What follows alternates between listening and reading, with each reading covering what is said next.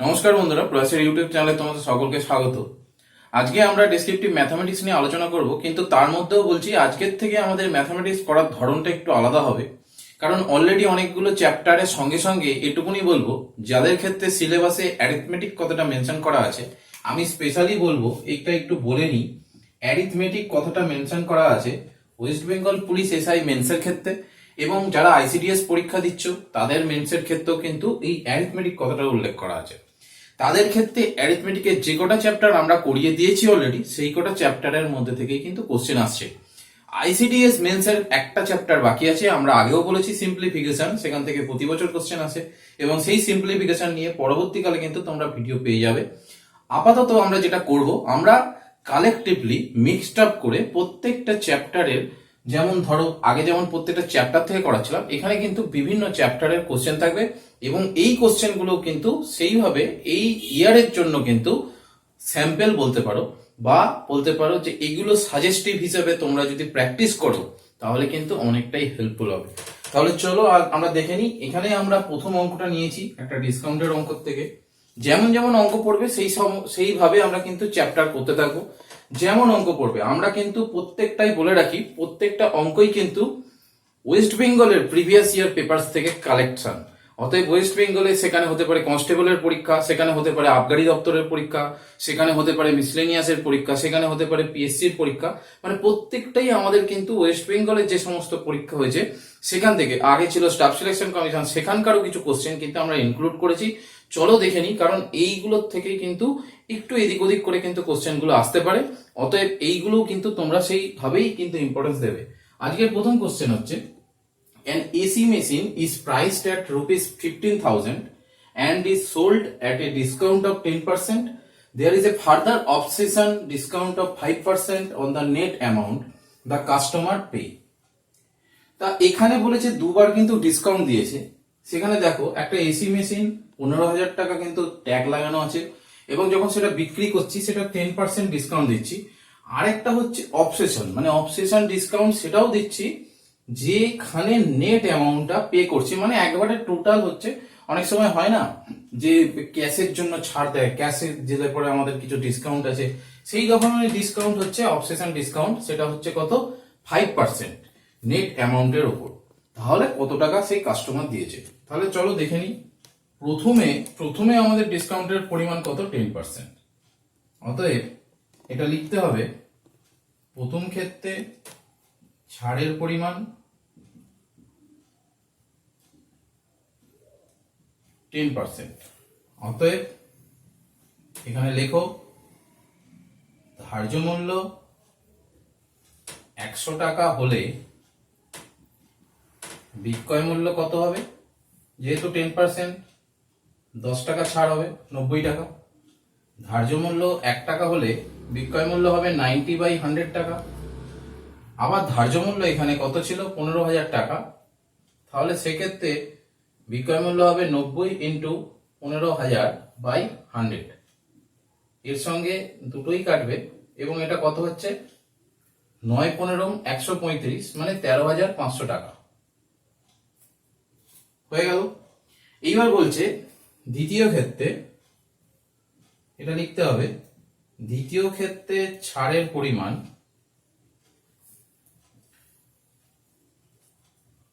5%। তাহলে ধার্য মূল্য 100 টাকা হলে বিক্রয় মূল্য 95 টাকা। ধার্য মূল্য 1 টাকা হলে বিক্রয় মূল্য 95/100 টাকা। আবার ধার্য মূল্য এখন তো 13,500 টাকা আছে, এবং তার উপরে কিন্তু আমার 5% ছাড় হবে। সেই 13,500 টাকার উপর আরো 5% ছাড়। তাহলে 135কে 95 দিয়ে গুণ করতে হবে, এবং গুণটা করে দেখবে আমাদের এখানে আসছে 12,825 টাকা, যেটা আমাদের এখানে অপশন বি। তাহলে অপশন বি এখানে রাইট। এবার এই ক্ষেত্রে কি করতে হবে? তোমাকে লিখতে হবে যে কাস্টমার পে। তাহলে ক্রেতা ওই এসি মেশিনটি 12,800 25 টাকায় কিনবে। এবং এটা কোন গিভেন অপশন, কোনটা? Option B. আমরা আগে এইসব নিয়ে আলোচনা করেছিলাম, বলেছিলাম যেখানে কিন্তু অপশন দেবে, তোমাদের পরীক্ষাতেও কিন্তু অপশন দেবে, সেখানে কিন্তু লাস্টে গিয়ে অপশনটা লিখে দেবে এবং তারপরে উত্তর লিখবে। দেখা হলো, এবং পরবর্তী অঙ্কের দিকে আমরা চলে যাব। যদি কিছু বোঝার থাকে তোমরা কিন্তু ভিডিও পজ করে বা ব্যাকে গিয়েও কিন্তু দেখে নিতে পারো।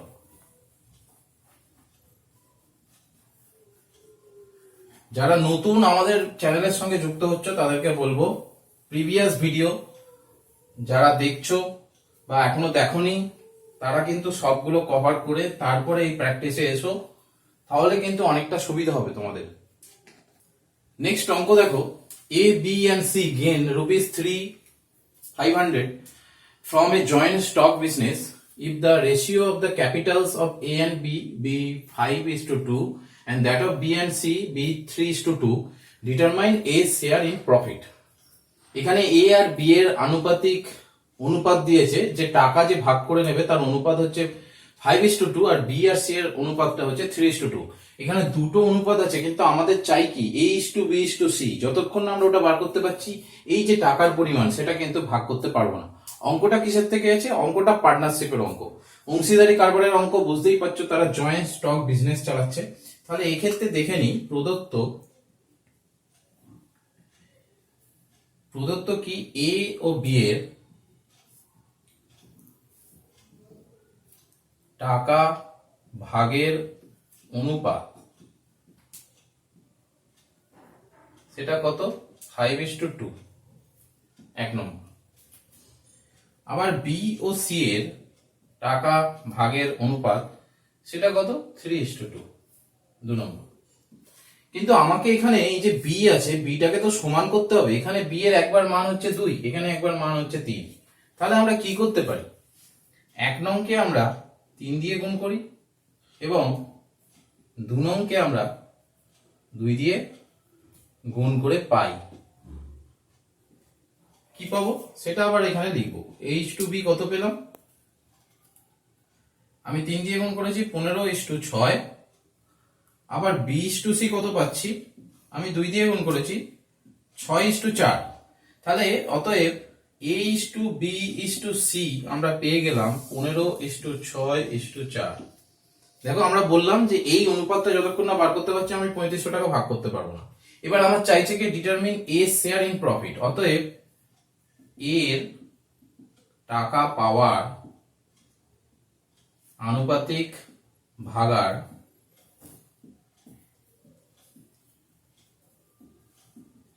এই জিনিসটা তোমরা এ এর ক্ষেত্রেও বার করতে পারো, বি এর, সি এর, তিনজনের ক্ষেত্রেই বার করতে পারো। কিন্তু সেটা ডিপেন্ড করবে কার উপর? তোমাদের কতটা স্পেস দিয়েছে তার উপর নির্ভর করবে। এবং এই ক্ষেত্রে আমি বলবো, তোমরা যখন অংশীদারি কারবার করেছো, চ্যাপ্টারটা দেখবে, সেখানে কিন্তু বরাবর আমি বলেছি যে যেটার জিজ্ঞেস করে সেটারই বার করতে হবে, এবং সেক্ষেত্রে কিন্তু অন্য দুটো না বার করলেও হবে। এবং এক্ষেত্রে এর টাকা পাওয়ার আনুপাতিক ভাগ কত হলো? 15/25। যেটা নিচ্ছ সেটা উপরে, আর নিচে 3টের যোগফল। 15/25কে আমি যদি সিম্পলিফাই করে লিখতে চাই, সেক্ষেত্রে কত হবে? 3/5। অতএব মোট লাভের পরিমাণ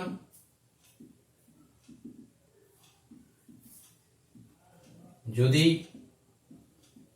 3500 টাকা হয়, অতএব ই পাবে 3/5 ইন্টু 3500। তাহলে এটা কত হচ্ছে? 700, এবং এখান থেকে 2100 টাকা। 2100 টাকা অপশনে আছে।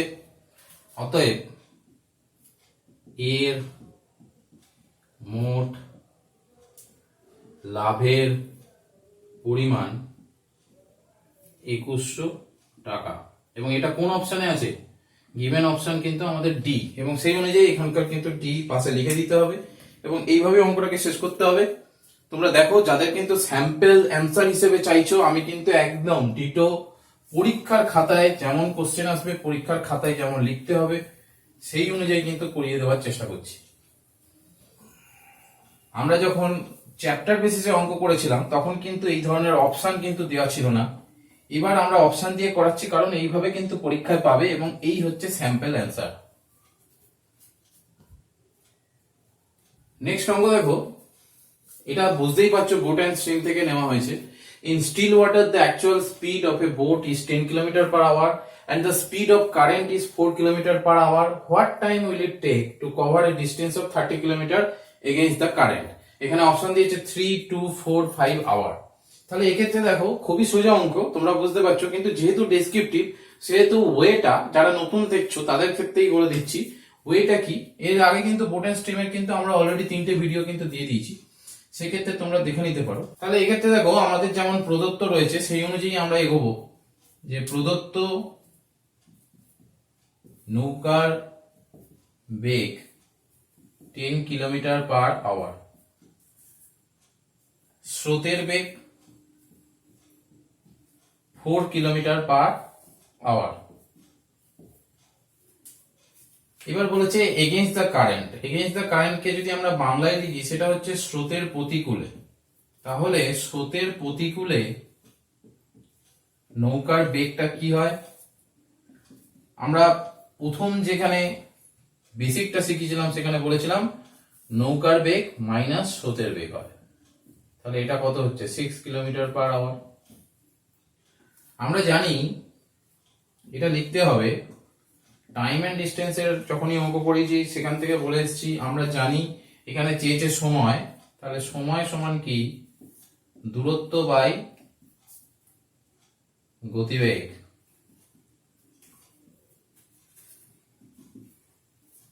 অতএব এইভাবে লিখতে পারো, কারণ এইটা করতে গেলে তো তোমাদের আমাদের ওইটা করতে হবে।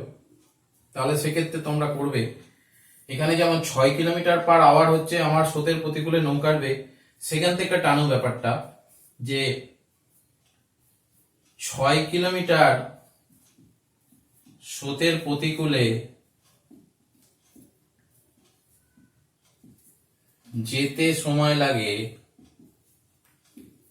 1 ঘন্টা। 1 কিলোমিটার স্রোতের প্রতিকূলে যেতে সময় লাগে 1-6 ঘন্টা। আমাকে যেতে হবে 30 কিলোমিটার, স্রোতের প্রতিকূলে যেতে সময় লাগে 30/6, তাহলে 5 ঘন্টা হচ্ছে অ্যান্সার, যেটা আমাদের অপশন কোথায় আছে? Option D. তাহলে কতটা সময় লাগবে? অতএব 30 কিলোমিটার স্রোতের প্রতিকূলে যেতে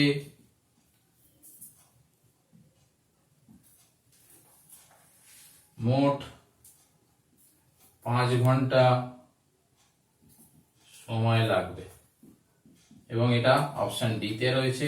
পাশে লিখে দিলে অপশন ডি এবং তারপরে অ্যান্সার। নেক্সট আমরা অঙ্কের দিকে চলে যাব। অঙ্কটা একটু সোজাই ছিল, হয়তো তোমরা অলরেডি বুঝতে পেরে গেছো। এই ক্ষেত্রে আমি বলবো প্র্যাকটিস সেটের কিন্তু অঙ্কগুলো তোমরা খাতায় লিখে নাও, কারণ এই অঙ্কগুলো কিন্তু খুবই ইম্পর্টেন্ট। আমি প্রত্যেক কটাই কিন্তু প্রিভিয়াস ইয়ার পেপার থেকে কালেকশন করে নিয়ে আসছি, যেহেতু এগুলো সাজেস্টিভ। কারণ আমার মনে হচ্ছে যে এই ধরনের অঙ্কগুলো করে গেলেই তোমরা কিন্তু ভালো ফল করতে পারবে এবং মেরিট লিস্টে জায়গা করে নেবে। নেক্সট অঙ্ক দেখো, এটা সময় দূরত্ব থেকে নেওয়া হয়েছে। এটা খুব ইম্পর্টেন্ট চ্যাপ্টার। সময় দূরত্ব চ্যাপ্টারের ভিডিও যদি তোমরা প্রিভিয়াস ইয়েতে না দেখে থাকো তাহলে বলবো ডেসক্রিপশন বক্সে চলে যাও এবং সেখানে বা প্রয়াস চ্যানেলটা কিন্তু তোমরা সাবস্ক্রাইব করে নিলে পরে তোমরা কিন্তু আগামী দিনে কিন্তু ভিডিওগুলো দেখতে পাবে। এই জন্য বলবো প্রিভিয়াস ভিডিও লিঙ্কগুলো কিন্তু ডেসক্রিপশন বক্স থেকে দেখে নিতে পারো। চলো দেখে নিই। A train 280 meter long is moving at a speed of 60 kilometer per hour. The time second taken by the train to cross a platform 220 meter long is. এবার জানো এখানে বলেছে একটা ট্রেন 280 মিটার লম্বা যার স্পিড হচ্ছে 60 কিলোমিটার পার আওয়ার এবং একটা প্ল্যাটফর্ম 220 মিটার লম্বা, সেটাকে অতিক্রম করতে কত সময় লাগবে। এগুলো সব কিন্তু সেকেন্ডে দেওয়া আছে। তাহলে কোন ট্রেন একটা প্ল্যাটফর্মকে অতিক্রম করার অর্থ কি সেটা তো তোমাকে লিখে নিতে হবে, যে 220 মিটার লম্বা প্ল্যাটফর্মকে অতিক্রম করার অর্থ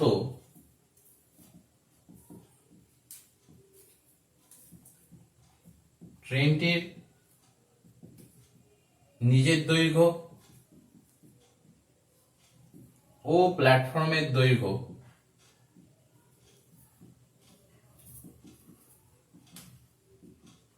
অতিক্রম করা। এই কথাটা কিন্তু লিখে দাও। অতএব ট্রেনটিকে মোট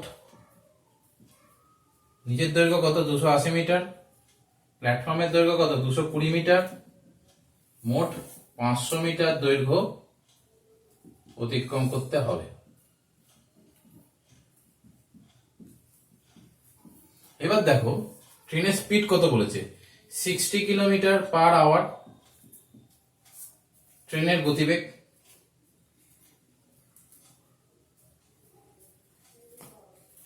প্রদত্ত ট্রেনের গতিবেগ কত, 60 কিলোমিটার পার আওয়ার। আওয়ার মানে হচ্ছে, যেহেতু আমাদের সেকেন্ডে বলেছে সেহেতু কিন্তু আমাদের সেকেন্ডে নিয়ে যেতে হবে, আর যেহেতু আমি মিটারকে বার করব তাহলে এটাকেও আমাকে মিটারে নিয়ে যেতে হবে। তাহলে আমি এখানে কি করব, কিলোমিটারকে কত দিয়ে গুণ করলে, 1000 দিয়ে গুণ করলে কোথায় যাবে, মিটারে। আর এই আওয়ার 1 ঘন্টা মানে আমাদের 3600 সেকেন্ড। এই জিনিসটা কিন্তু আমাদের করে নিতে হবে। এবার সেখান থেকে তোমরা এটা বুঝতে পারছো যে ট্রেনটি এই এত মিটার যায়, 60 পরে 3টে শূন্য, ট্রেনটি এত মিটার যায় 3600 সেকেন্ডে, 1 মিটার যায় 3600 বাই 60,000 সেকেন্ডে। আমাকে যেতে হবে 500 মিটার, 3600 ইন্টু 500 বাই 60,000।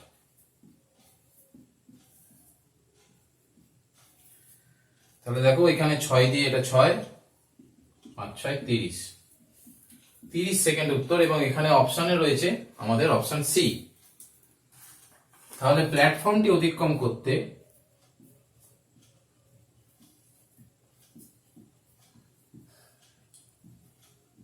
ট্রেনটির 30 সেকেন্ড সময় লাগবে। এটা কোন অপশন, অপশন সি, এবং এটাই এই অঙ্কের উত্তর। দেখে নাও, আশা করি কোনো অসুবিধা নেই। যদি এখানে কোনো বুঝতে অসুবিধা হয় আমরা বলবো টাইম এন্ড ডিস্টেন্সের বেসিকটাকে দেখে নাও, তার ভিডিওর লিংক কিন্তু ডেসক্রিপশন বক্সে পেয়ে যাবে। প্রত্যেকটা চ্যাপ্টারের লিংকই কিন্তু পেয়ে যাচ্ছ, যে কটা চ্যাপ্টারের অঙ্ক এখানে করানো হচ্ছে সে কটা চ্যাপ্টার কিন্তু পেয়ে যাচ্ছ।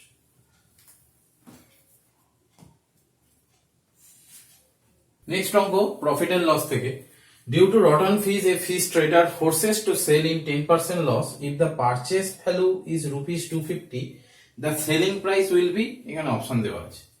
এবার দেখেছো আমাদের এখানে লসের কথা বলেছে, কারণ তার মাছগুলো পচে যাচ্ছে, তাই জন্য তাকে 10% লসেই বিক্রি করতে হবে।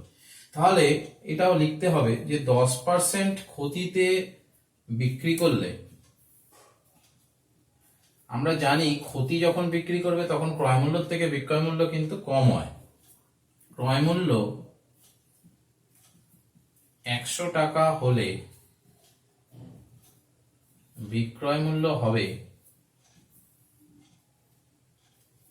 10% ক্ষতি মানে 90 টাকা। ক্রয় মূল্য 1 টাকা হলে বিক্রয় মূল্য হবে 90 বাই 100 টাকা। ক্রয় মূল্য 250 টাকা হলে বিক্রয় মূল্য হবে 90 ইন্টু 250 বাই 100। 9 25 কত হয়, 225। তাহলে 225 টাকায় বিক্রি করতে হবে। অতএব মাছগুলির বিক্রয় মূল্য হবে 225 টাকা। এখানে অপশন ডি, তাহলে ডি লিখে এখানে অ্যান্সার। অঙ্কটা ছোট ছিল, তোমাদের ওখানে প্রোভাইডেড স্পেসটাও ছোটই দেবে।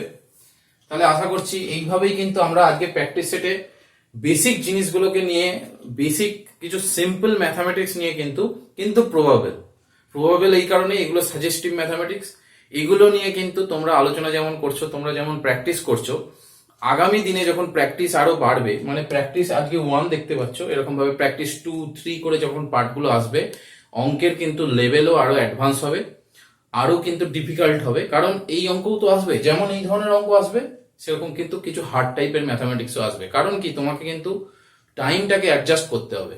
আর লুকসের ব্যাপারে যাবে না, কারণ আমাকে দেখে বুঝতেই পারছো অলরেডি লকডাউন পিরিয়ডের মধ্যে যাচ্ছি।